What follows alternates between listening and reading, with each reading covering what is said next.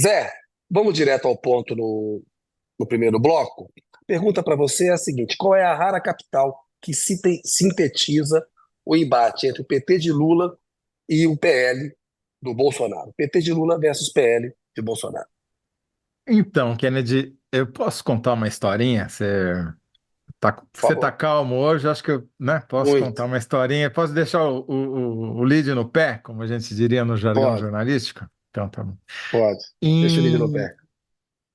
agosto de 2017, eu publiquei uma coluna eu trabalhava no Estadão na época, que chamava Não Fala, Mas Compartilha. E nessa coluna eu contava a história de um rapaz chamado André, que na época tinha 19 anos, e que tinha abandonado o curso de economia na Universidade Regional do Cariri, lá no interior do Ceará, para tentar a carreira como youtuber. Ele começou tentando imitar o Whindersson. Primeiro ele se mirou no PC Siqueira, que era um cara que fazia sucesso na época. Depois ele tentou imitar o Whindersson Nunes, fazendo piadas. Eh, E chegou a ganhar uns R$ 2.000 por mês, mas aí, segundo ele, o YouTube mudou o sistema de remuneração e ele ficou revoltado e mudou para o Facebook. E no Facebook, ele mudou de assunto também, deixou as piadas de lado e fez um post, um vídeo, em que ele falava olhando diretamente para a câmera e conversando assim, bem informalmente, como se estivesse falando com um amigo sobre aquele caso, não sei se você se lembra, Kennedy, de um rapaz que foi pego roubando e tatuaram na testa dele vacilão. Sim. Ele fez um vídeo, Sou ladrão e vacilão, né? Foi o que tatuaram na testa do rapaz. E o André fez um vídeo defendendo a tatuagem, né? Ou seja, que aquilo estava certo. Defendendo uma agressão. Uhum. Exatamente. Ele teve 7 milhões de visualizações, esse vídeo, na época, e ele percebeu que esse era um bom nicho para explorar. E aí ele começou a fazer o que não era moda na época, vídeos defendendo o Bolsonaro. O primeiro vídeo dele defendendo o Bolsonaro era muito curioso, porque ele dizia assim: Você tem coragem de votar num cara que quer armar a população? Você tem coragem de votar num cara que quer dar possibilidade para a polícia matar igual a bandido? Pois eu tenho, não só tenho, como estou ansioso para que chegue 2018 e a gente eleja Jair Messias Bolsonaro presidente do Brasil.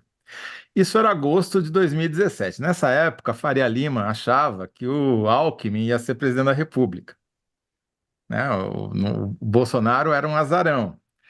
E esse rapaz, que então tinha 19 anos e começou a fazer sucesso, ele tinha abandonado a faculdade para fazer um concurso público para virar a praça da Polícia Militar do Ceará. Era a grande ambição dele.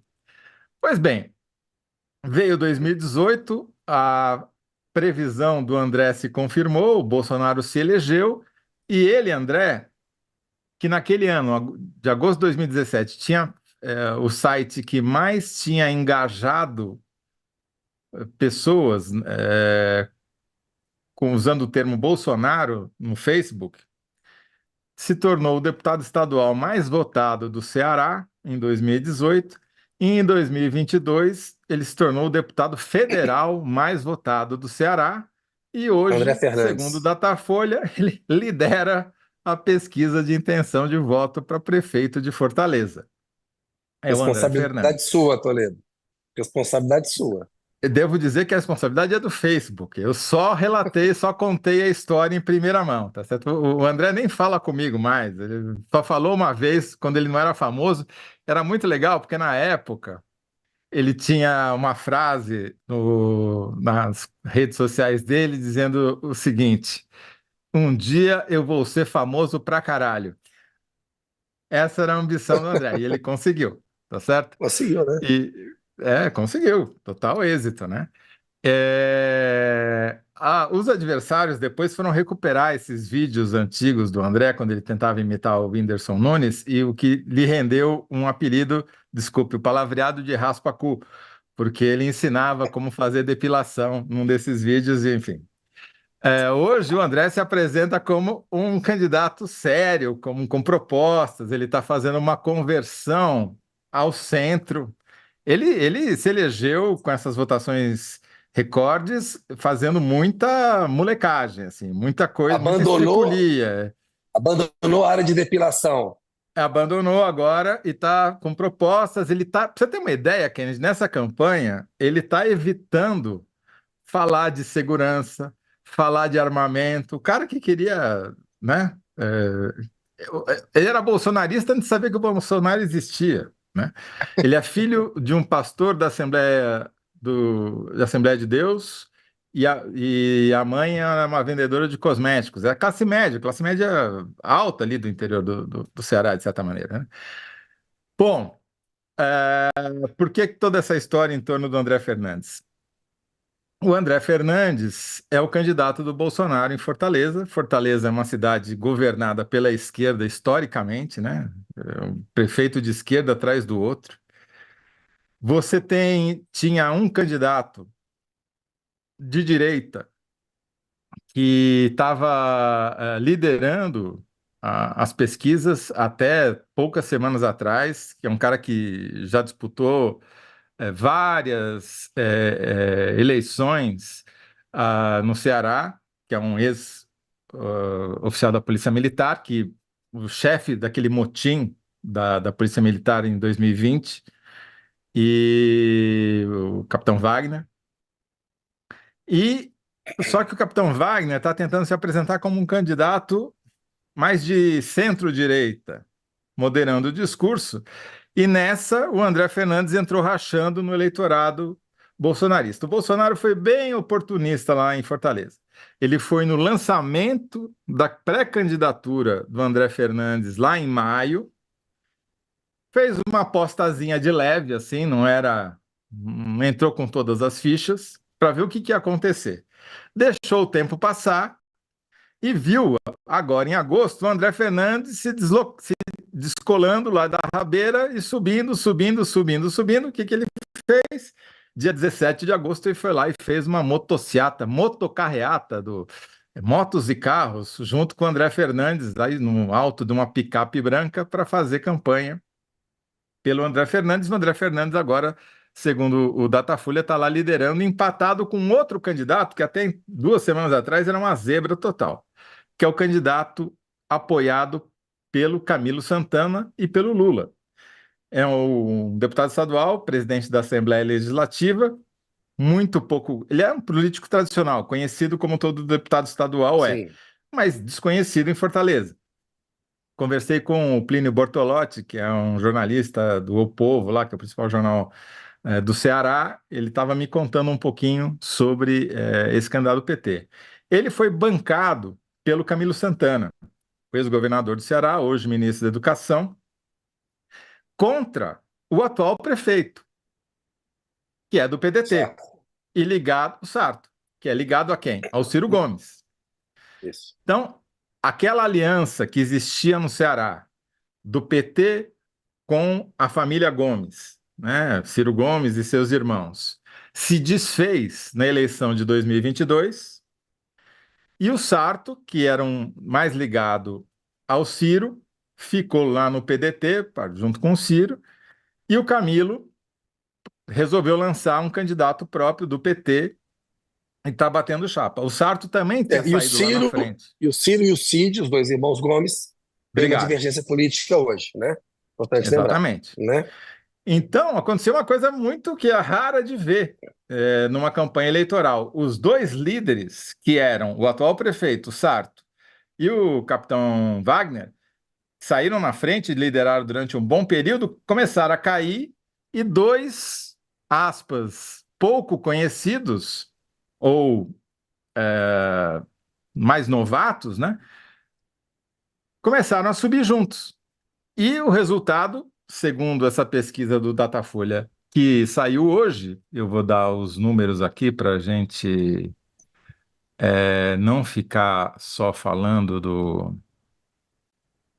Pô, devia ter levado. Não, mas a história tá boa, a história tá boa. Vai contando aí. É, o que tá. Peraí, desculpa.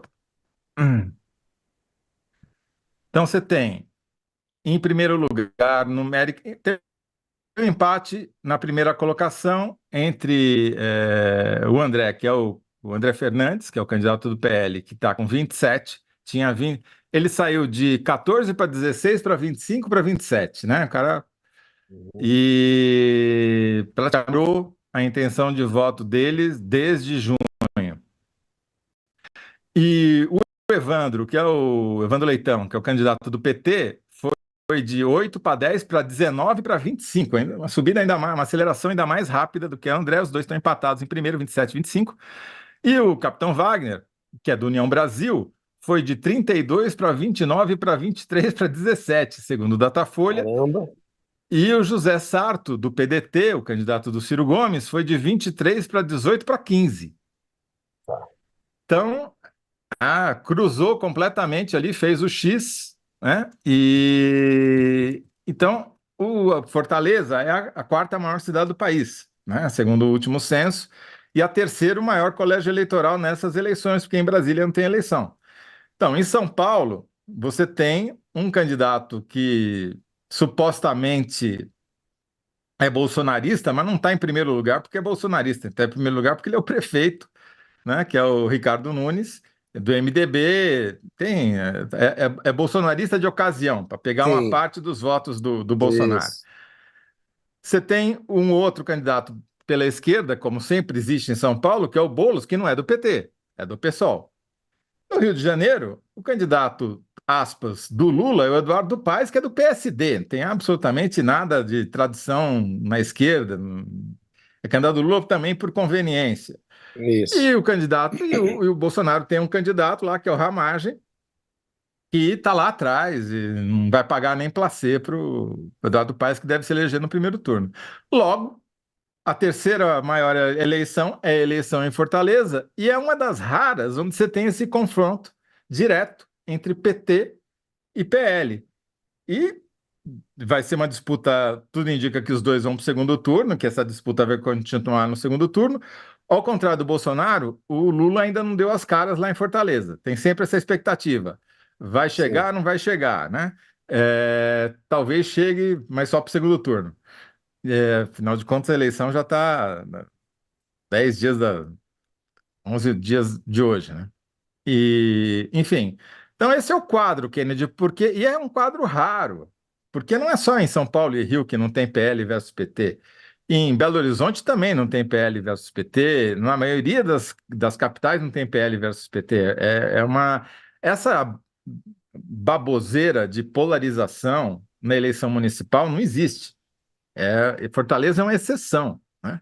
O que você tem nas eleições municipais são disputas em torno dos problemas da cidade, os problemas do cidadão. Não está votando meramente por ideologia. Claro, tem sempre uma parte que vota, mas não é esse o drive principal, o motor principal da eleição municipal. E mesmo em Fortaleza, o discurso do André Fernandes está completamente moderado e está voltado muito mais para Sim. os problemas da cidade, para a coleta de lixo do que para a questão da segurança pública, da polícia matando bandido, como ele queria quando tinha 19 anos, entendeu? Então, aspas, polarização, pero não mútuo. É apenas um embate que vai se tornar muito interessante, porque como a eleição vai para o segundo turno, muita gente vai ficar olhando para esse cenário para ver quem vai ganhar em Fortaleza, porque isso tem implicações naturais. Sem contar uma outra coisa. O Camilo Santana, se ganhar a eleição, que não é fácil, ele vai entregar um resultado para o PT e para o Lula que não sei se o PT vai conseguir entregar em outros estados. Nem, talvez ele tenha mais chance lá do que o Boulos aqui, se a gente comparar as taxas de Sim. rejeição. Então, tem mais esse efeito, né? Porque, além de tudo, o Camilo Santana também deve ganhar, entre aspas, a eleição em Sobral, porque a Isolda Sela, que era secretária executiva dele no Ministério da Educação, é candidata e favorita lá na Lá. terra dos Gomes, né? Na terra do Ciro Gomes. Ô Então, Zé, a minha antes de você. síntese Ah, é, em Fortaleza, a PT de Lula tem principal embate contra a PL de Bolsonaro. boa.